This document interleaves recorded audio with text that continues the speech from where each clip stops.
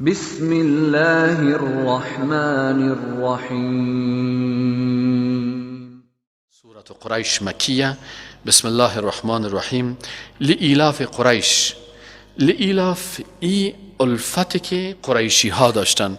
قریشی ها وقتی که سفرهای تجارتی میکردن، الله متعال مکه را جای امن ساخت، پس اینا سفرهای تجارتی داشتن.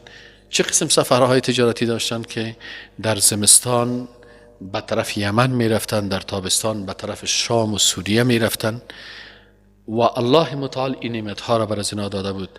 لإیلاف قریش، عادتی که قریشی ها داشتن، ایلافهم او عادتشان بود که رحله سفر تجارتی میکردن، الشتاء در زمستان به طرف یمن و الصیف و در تابستان به طرف شام میرفتن.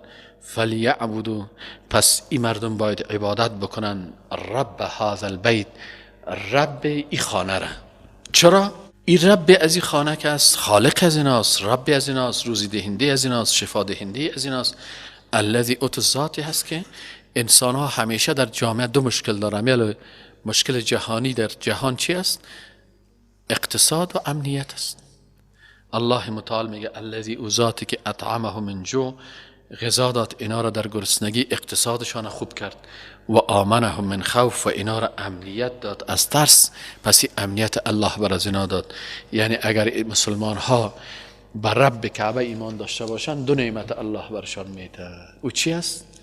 اقتصاد و امنیت. حالا کل دنیا کس پشت همین دو چیز میگرده، نه اقتصاد است نه امنیت.